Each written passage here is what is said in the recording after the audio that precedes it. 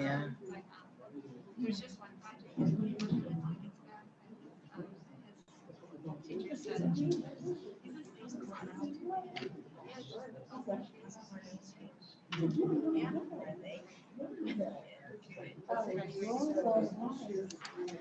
know.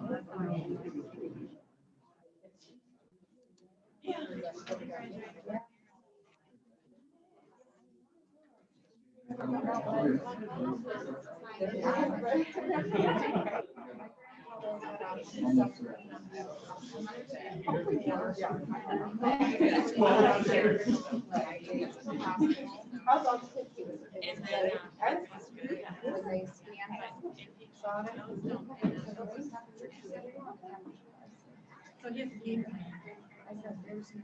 So he Okay, 7:30. Time to call the meeting to order. This is the regular meeting of the Norwalk City School District Board of Education. This is Tuesday, March 9th, 2021. Roll call, please. Mr. Linder? Here. Mr. Moore? Here. Mr. Ritzfather? Here. Mr. Snell? Here. Mrs. Wade? Here. Okay, please stand for the pledge of allegiance. Allegiance to the flag of the United States of America, and to the republic for which it stands, one nation, under God, indivisible, with liberty and justice for all. At this time, we'll call for the adoption of the agenda. After a motion, is there any additions or changes to it, Ross? Okay, motion to adopt the agenda. Motion to adopt the agenda. Thank you, Mrs. Wick. Do I have a second? Thank you, Mr. Moore. Roll call, please. Mrs. Wick? Yes. Mr. Moore? Yes. Mr. Linder? Yes. Mr. Ritzfather? Yes. Mrs. Snell? Okay, item number 2, educational spotlight. Tonight, our special guest, Mrs. Smith from Pleasant Elementary. A special Welcome. guest, thank you. It's a pleasure to have you here. It's a pleasure to be here. I haven't been here in such a long time. I'm so excited. I know you used to be having kids, so it's just me. I'll be too disappointed. Well, good evening, and it's so nice to touch base with all of you tonight, of course. I know you love hearing about all the great things that are going on in the district. So tonight, I'm representing Pleasant Elementary, a great place to learn. Okay. I first have some positive data to share with you that would not be possible without the support of our board and the central office staff and building staff. We'll be excited to share something. So you can turn this one over. Thank you for not looking at it until I started. Good job. I know, sorry. I mean, we're just so grateful that we've been able to keep the kids safe and provide in-person learning this school year. It's been so exciting. When we left last spring, we entered a new and unconventional school year. The pandemic has forced an adaptive learning environment, which created a multitude of challenges. I am proud and delighted to share that our teachers and support staff at Pleasant Elementary have risen up and continue to positively impact our students each and every day. We choose to become educators to change the world, one child at a time. Because of the efforts of Superintendent Fisk, we were able to pivot quickly and ready ourselves for a situation we have never encountered before. Relationships and connections are crucial in making a difference in our students' lives. Even teaching online, the social distance, and sometimes even plexiglass between us, our students have continued to thrive. With that said, I would love to share some data on the growth of the students we have been able to achieve within the first 4 months of the students returning to school. So if you take a look at the chart that I sent to you, this is the Pleasant Reading Growth Skill Chart at the beginning here. This is our RTI, which is response to intervention, and we do a weekly progress monitoring by the title. So if you take a look on the left-hand side where it talks about the skills, for example, the first one is second grade sight work. When we first returned, we had 76 kids not on track and 83 on track. Now on track is 145. So we went from 52% of the students in second grade with sight work to 91%. That's just in the first 4 months of living with us. If we take a peek at the second grade phonemic awareness, we started out with 65 kids not on track, 94 students on track. That is now 156. We went from 59% to 98% on track kids, second grade. In third grade, you take a look at that, for example. For phonemic awareness, we had 76 kids on track when we started. We are at 100%, and that's by February. If you take a look at third grade phonics, we had 40 kids not on track, 109 on track. We moved it to 138. So that's a difference of starting at 73% on track, and now we are at 93%. Still going strong. So this is just a snippet of the growth that's going on at Pleasant Elementary. I also added the STAR assessments. STARs are short computer adaptive tests that provide teachers with learning data. Second graders increase their grade level equivalent by 7 months within the first 4 months in math. Those third graders, they increase by 6 months in the first 4 months. And when we're looking at reading, the second grade students increase grade level equivalent by 7 months. And this is just September 8th through December 7th in reading. And our third grade graders increase by 4 months at the same time frame. Again, the growth is going on. I added Lexion, another technology-based program that extends and accelerates learning for all students. Second graders, we started off with 60% of our kids coming in with low grade level. We decreased that to 42%. The second graders started at 38% on level. We increased that to 42%. And the second graders came in with no children above grade level. We increased that to 12%. Third graders started off with 75% of the kids came in third grade below grade level. We decreased that number to 53%. 16% were on level. We increased that to 25%. And 9% above level increases to 22%. And I probably should add it on here too for our third graders. When we took the fall test, the air test, ELA test, we scored 41%. And we had only had the kids 6 to 8 months, and we were able to do that. I think that's pretty impressive. Myself, I'm a little biased, but I think that was really good. Now moving on, I wanted to talk about, well, first of all, one of my favorite quotes is from Maya Angelou, and she said, "I've learned that people will forget what you said. People will forget what you did. But people will never forget how you made them feel."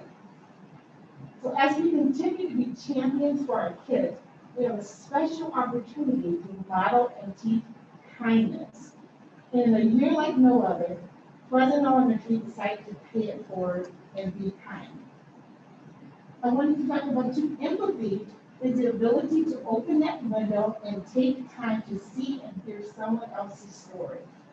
Walk alongside them on their journey and honor their experiences. Now, if you take a look at the other little piece of information that I gave you. This is just a picture, it's on the wall, it's a display of Pleasant. And this is our year of kindness. And these are the banners that the kids and staff go by every day. So just, I won't go through all of these, but just to take a peek at that. Like the first banner, we started back in the fall, and we did a basket of beauty for the firemen, they loved it.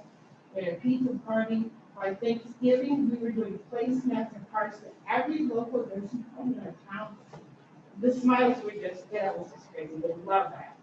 And then we always do an annual canned food drive on Pleasant, but this year, with the help of other kids and staff and parents, we were able to collect and donate over 1,500 cans to the Salvation Army. I believe that was a record. And then we did baskets of goodies for the Christian Titus group, the frontline workers. Christmas came, more cards and love to the nursing homes. We did a food drive for some families in need. This was the fun one. We did wear a pair, give a pair, and all the staff wore pajamas to school. And then we bought a pair of pajamas to give to every adult and child near their house. And we threw in the air fryer, just because that under the wish list. And at Christmas again, we did gift cards for the Fisher Tigers, and everybody was really loud. And then Valentine cards came, we did for the first responders, that's just a picture of the sheriff department, we did the police department, we did, highway patrol, central office staff. There was just a whole list, and anybody could think of, if we just wanted to do something special for them. Here's the thing. And then on the bottom one, I always do a bucket for the lunch for kids that we celebrated, being kind and being a choice, very important. This time we did a bucket breakfast. I thought I saw it last year, didn't I? Could be that. Oh, okay. So he helped with the breakfast bucket filling because, so we had tablecloths and the lighting and the centerpieces and music playing and a real chef was cooking for the kids, just to celebrate. They were so excited about that. I read the story. It's just interesting. Did you? I had a great time. Okay, thank you. So he was there. And then the last one, this is on the wall, it's a huge wall in the gym of random acts of kindness started in February. So the kids just take little hearts and put what they've done for their classmates, their teachers, family members, any of that. Just little hearts that we're adding on. It was in February, but we're just gonna add it on the rest of the school. Because it's fun and that's what we're doing. So that's just a little snippet for you about what's going on here, just so that about our kindness. And then back in the fall, I did an article about what to pack in your journeys, what in your backpack in your journeys. So I challenge us all to make sure we have kindness in all of our backpacks as we continue to navigate through these uncharted territories. And I'm sincere about this. I want us to be a beacon of hope and light to all our kids, our staff, our community.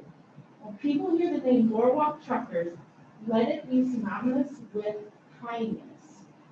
And at Pleasant, we continue this kindness journey the rest of the year and every year. I would love to chat with you further. If you have time this week to call me, and we can chat about some ideas I have or you might have, just to pay it forward and keep this kindness going. I want to thank you for your time, and as I say, the Pleasant staff and students every single morning on the announcement, be kind, work hard. Thank you.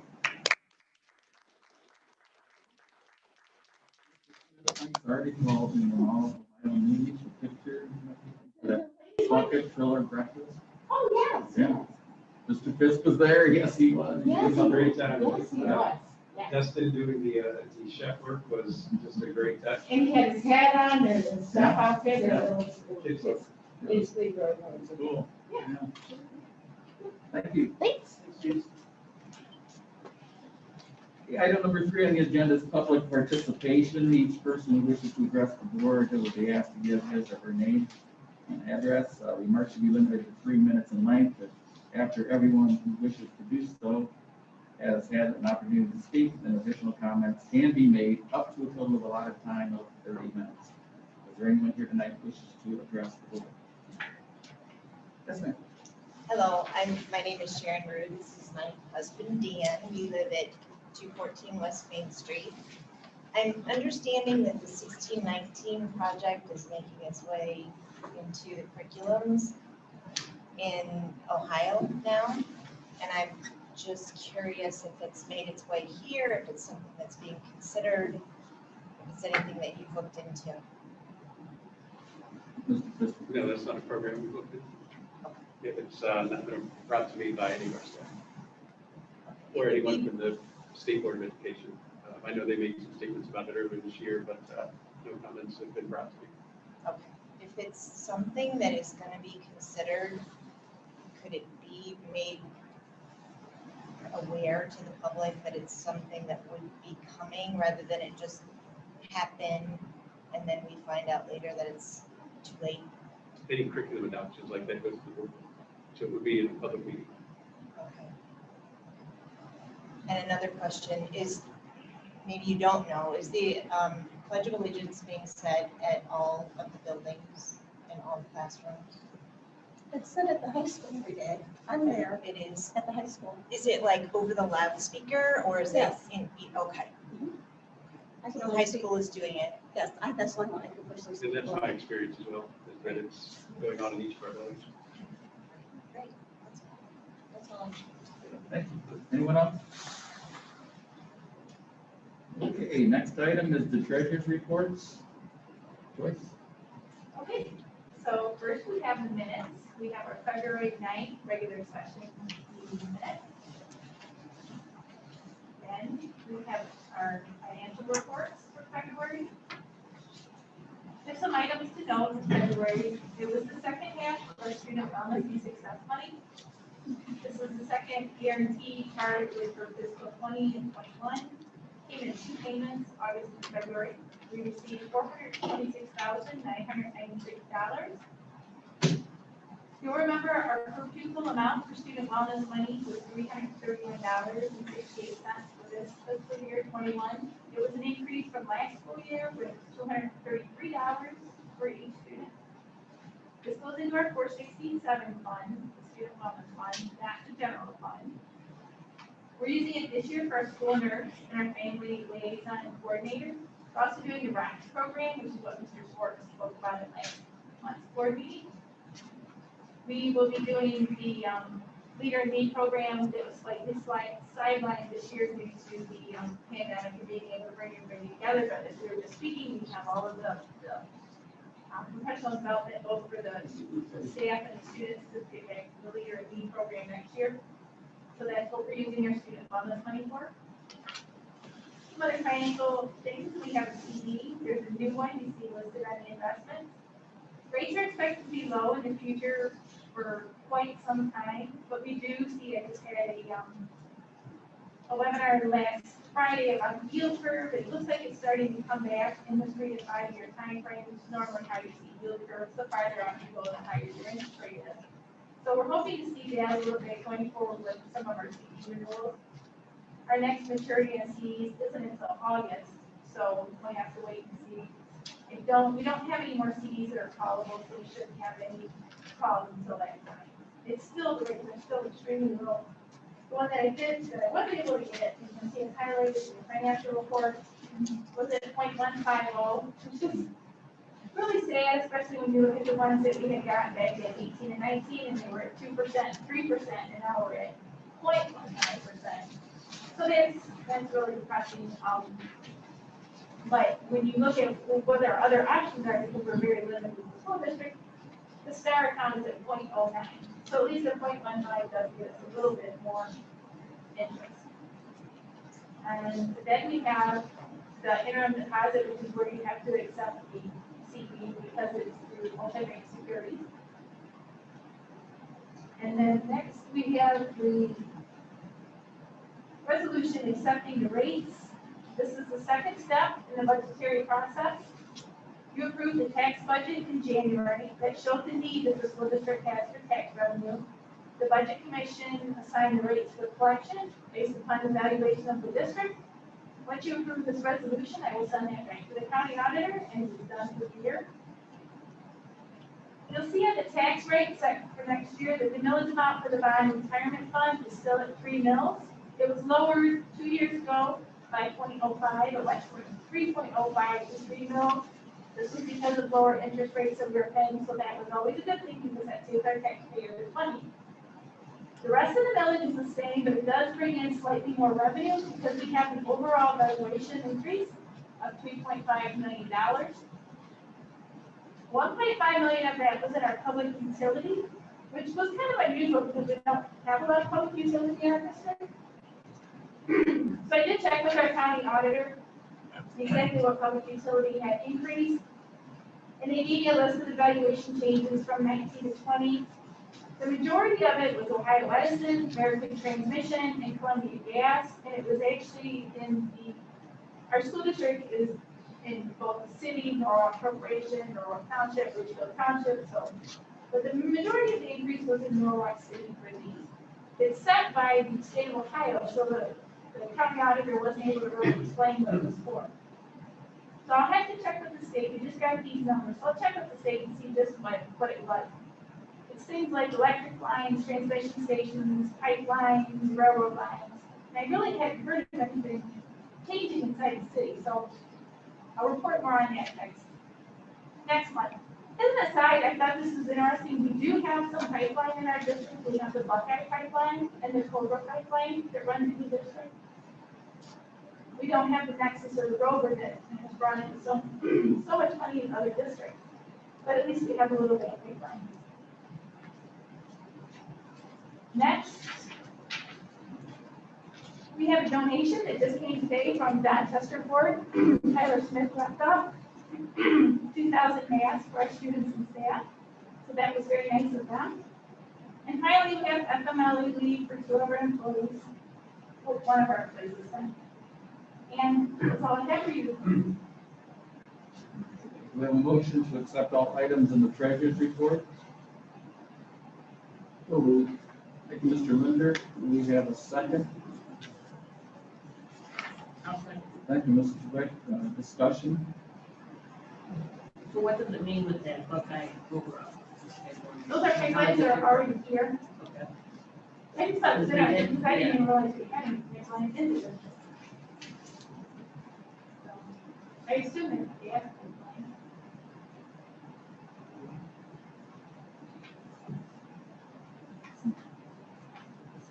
Anybody else?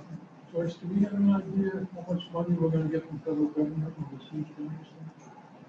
The estimate that I saw was 2.4 times what we received in ESER 2. So if it's passed away, the way it's projected right now, maybe $5 million.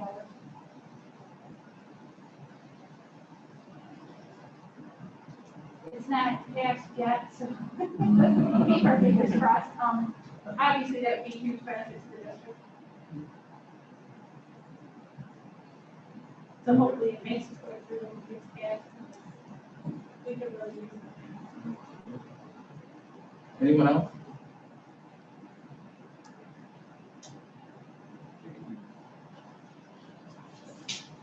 Roll call? Mr. Linder? Yes. Mrs. Witt? Yes. Mr. Moore? Yes. Mr. Ritzenthaler? Yes.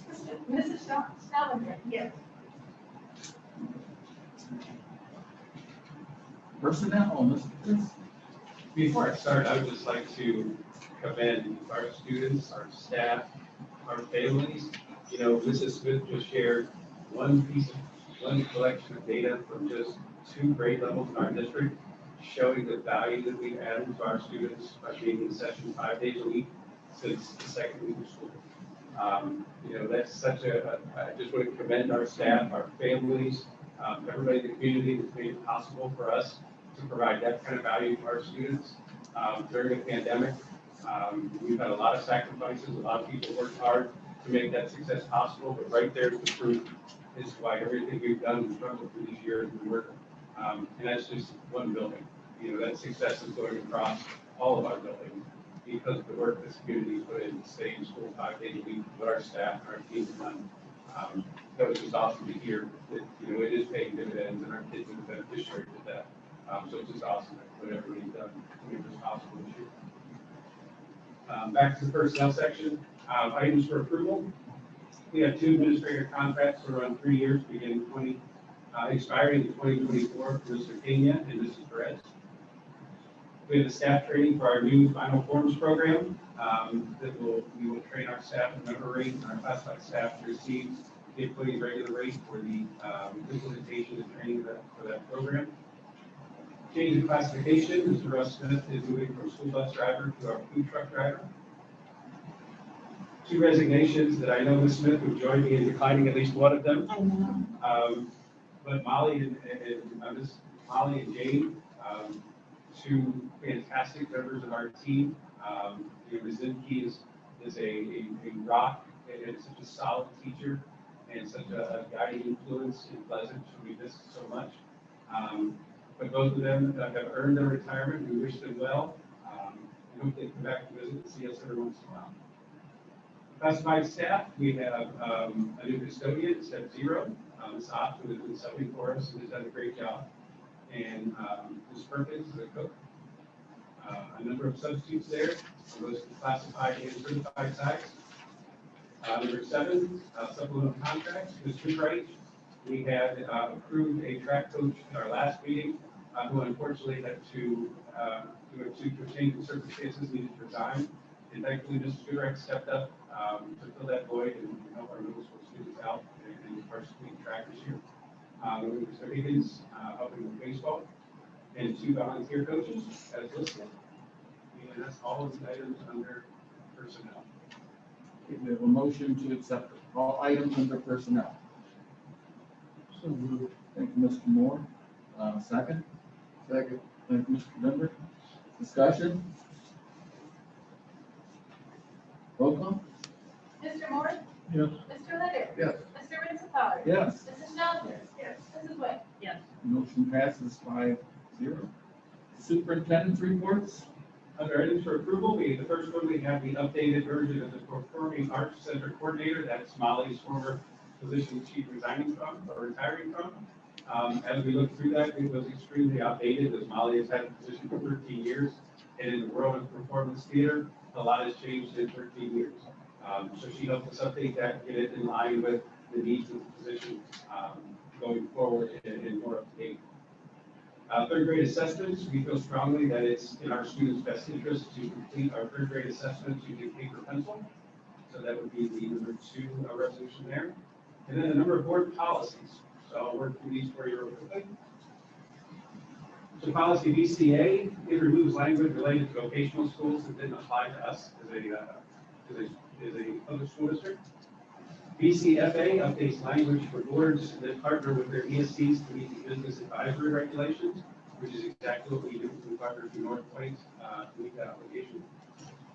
EBC, minor verbiage changes, bringing policy into compliance with the emergency plan requirements that are currently in effect.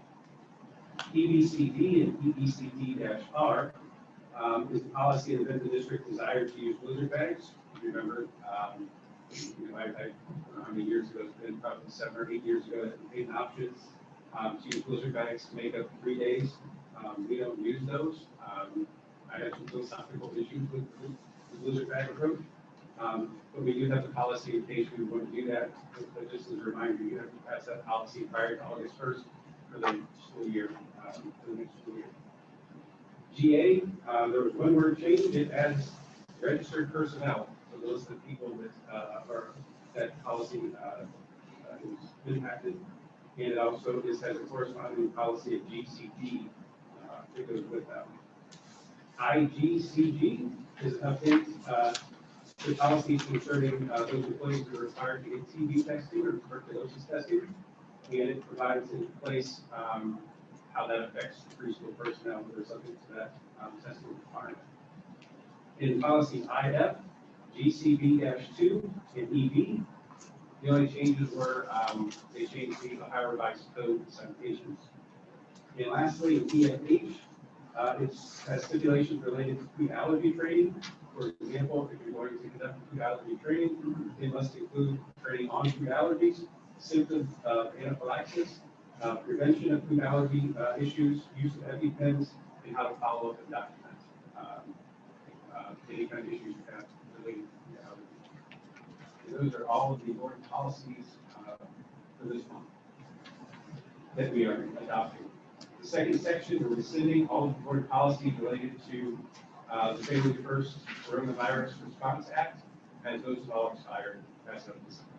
So we're rescinding those and taking those out of the policy. Those are all the items under superintendent reports. I have a motion to accept all items under superintendent's reports. So moved. Thank you, Mr. Linder. A second. Thank you, Mr. Smollinger. Any discussion on this? George, I do have a question. I was reading the IGD for extracurricular activities. I removed that one because it wasn't different than the current policy. Okay. So I just removed that one from the list. Sorry, we did that. I did it yesterday. And I didn't put it in here. But you can ask a question. I can raise it based on. Well, I was wondering, I had heard that somewhere along the line that you go to a private school and your public school offers soccer, but the private school is not. They can come from the private school and play soccer. Is it? Just settle this with the policy. You got that, yeah. And that's, It's It's a state law. yeah, that's on it. I just don't want to misquote it because that's a. But if they It's what we offer- do it quite often. if they offer soccer, then it's. They cannot participate. Another problem, yeah. Where we see it most often, we get a lot of questions for we have a decent sized population of students that homeschool. Mhm. And that policy comes into play a lot with our homeschool students. The key piece of the policy is extracurricular, so it's not a graded activity. We're very well known for our arts programs and our musical arts. And we find a lot of homeschool students who participate in those activities, but since those are graded courses, that policy doesn't affect those courses. So that's where we use policy a lot, typically with our homeschool students, because North Patrick School offers predominantly the same activities that we offer. We don't have any STEM schools or schools like that within our borders. But we do see a lot of questions from homeschool students about what they can participate in, which is the ungraded. Right, anyone else? Roll call? Mr. Linder? Yes. Mr. Salinger? Yes. Mr. Moore? Yes. Mr. Ritzenthaler? Yes. Mrs. Swift? Yes. Motion carries 5-0. All right, items for information. We will be doing, Ms. White. My meeting is tomorrow morning, but I can tell you that they're continuing to update, just items around the school, motion, faucets, at the sinks. I didn't realize we didn't have them there. And everything else I can't speak of because the meeting's tomorrow and I don't think that.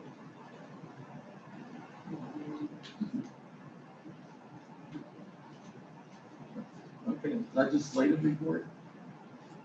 I have nothing to report.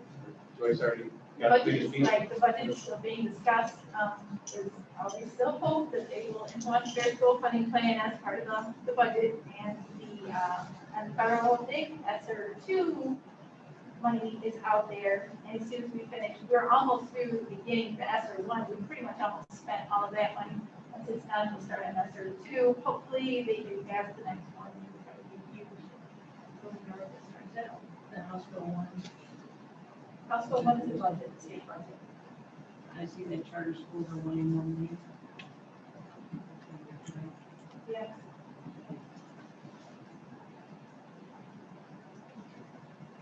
Okay. Mr. President, something, Yeah, I just had just a couple more items. I received, I've been collecting ideas back from our partners for the school calendar, so we'll have a school calendar to adopt next month. We'll have our permanent improvements list to adopt next month. And probably the best news that I have to share is that Dustin from Nutrition Group has prepared the famous Nutrition Group pizza for everybody to try on your way out tonight. So he has that set up in the back, the hand sanitizer's in the middle. He's got everything set up for you, so this was a great meeting to attend and you get to try the famous pizza. anybody else have anything for me to ask for adjournment? Well, I was debating whether or not I was gonna say something, and God's been laying so much on my heart, so I'm gonna speak, so I know I'm gonna offend some people, so I apologize, because this is not to offend anyone. Common sense is stated in the Merriam-Webster dictionary. Sound and prudent judgment based on simple perception of situation or facts. Also listed under Merriam-Webster is English language learner's definition of common sense, the ability to think and behave in a reasonable way and to make good decisions. And also listed under that is kids' definition of common sense, ordinary good sense and judgment. While hand washing and good sanitary habits must be emphasized, teachers should be able to focus their lessons on our students, on teaching, instead of nagging children to keep their mask in place. I understand that this is uncharted territory, but too often it seems that decisions are being made with little regard to average citizens that do not have political pull or expensive lawyers on retainer. It is difficult for me to believe these decisions are based on science and data and when they can be changed almost overnight if the right person complains, just as God in prayers in school, and just how we're seeing right now with this potato head cartoons, etc., when the right people complain. Masks were mandatory, then they weren't mandatory, but they are now once again. It is okay to have an exemption, but we continue to see verbal attacks when we do not know their situation. Let us take it one step further and let's wear 2 masks. If you get the vaccine, you still have to wear your mask and you still have to social distance. Oh wait, so CDC came out again, changed that again. While suicide for the ages of 10 to 14 years old is up by 178%, overdoses, which Huron County is number 7, which I've stated before in the state of Ohio, alcoholism, domestic violence continue to rise at staggering numbers. What does this look like to our younger generation if they're paying attention to what's going on? All this back and forth, yes and no, and maybe, bottom line, like everything else, it comes down to money. When we have questions, we expect our leaders, and I know our superintendent, his hands are tied, we can only do so much. But I'm talking about, he's running our state, he's running our government. When we have questions, we expect our leaders to be able to back up their decisions with more than opinions. I want the facts and I want the truth. I don't know about the rest of you. When are we going to say enough is enough? Are you going to continue to watch the freedom slip through our hands? Just ask yourself a few simple questions. Pay attention and look around. I've been observing a lot more lately. I've been kind of sitting back instead of speaking first, just to take things in. So if we go out to eat, we can sit at a table with our mask off 6 feet apart while we're dining out, but if I stand up, I gotta put my mask on. Athletes can play contact sports, but once you're on the bench, the mask goes on. We can pay cash, use credit card machines, all while we're wearing our mask because it's keeping us safe. I have been saying this for some time now. Public education in general, our government, they're dumbing down our society. Public education, the struggles that we had and that we're going to continue to have are just frustrating to me. That's one reason why I ran for school board, because it's about the kids and they're our future. And I know this is falling, call your representatives. We keep speaking, it's falling on deaf ears. No, they're listening, but they're speaking and it's falling on deaf ears because our governor is not listening to any of our representatives. I just wanted to say that next month's going to be a whole different thing that's been on my heart that I want to share. But, I'm sorry for anyone that's had any losses as far as with this. That's all I'm going to say. I'll start. I just had to get it off. Thank you. Anything else? Okay, motion to adjourn. Thank you, Mr. Moore, a second. Mr. Linder, roll call. Mr. Linder? Yes. Mr. Moore? Yes. Mr. Isabella? Yes. Mrs. Saunders? Yes. Mrs. Wood? Adjourn. Thank you. And make sure you grab your pizza.